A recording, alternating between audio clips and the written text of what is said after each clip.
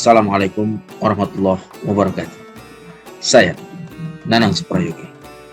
Pemirsa yang dirahmati Allah, apa yang kita miliki, apa yang kita punyai, itu yang bisa kita berikan kepada sekitar kita.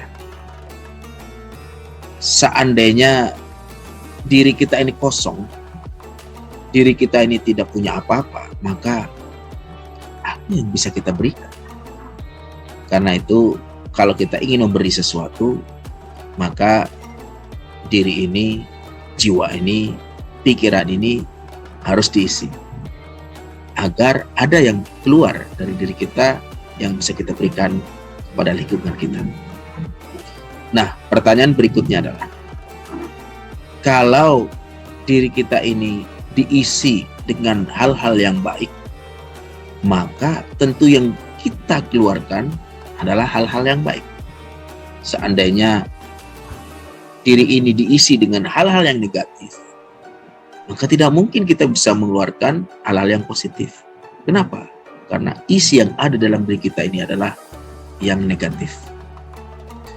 Itu seperti filosofi dari sebuah teko.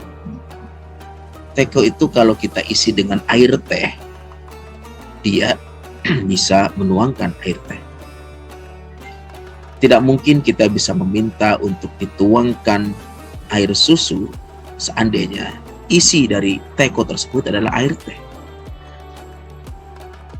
Dan yang lebih parah lagi, kalau kita ingin minuman yang sehat, ternyata di dalam teko itu adalah isinya air yang membahayakan, berisi racun, maka itulah yang akan dikeluarkan dari si teko. Jadi diri kita ini, pikiran kita ini sebetulnya ibarat sebuah teko.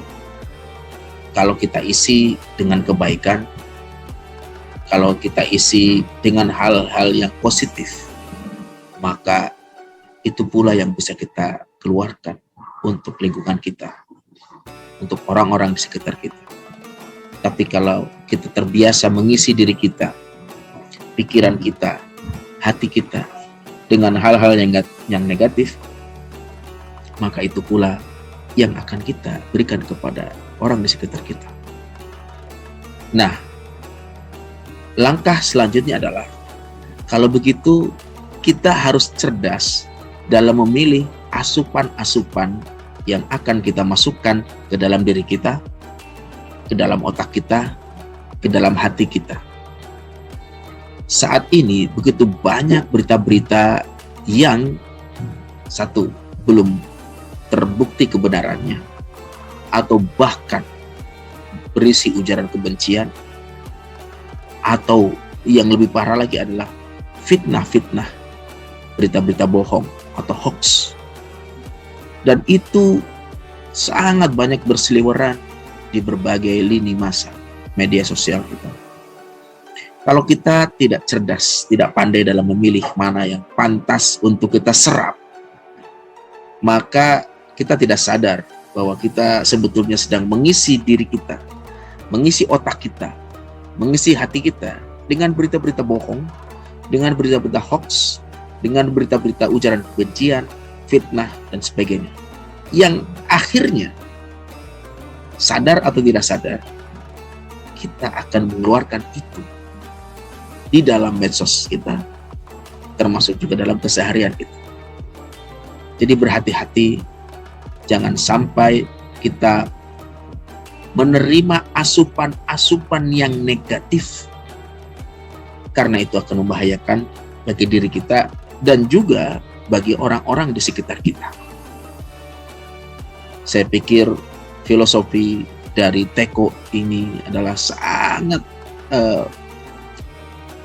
penting ya untuk kita hayati dan juga kita amalkan.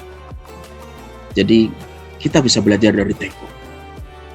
Ia hanya mengeluarkan apa yang ada di dalam dirinya.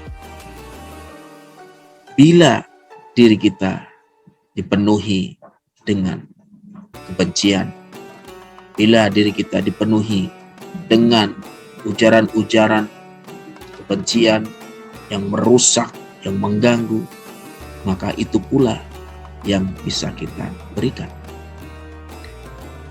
Bila diri ini dipenuhi dengan kedamaian, maka kita bisa menebarkan kedamaian.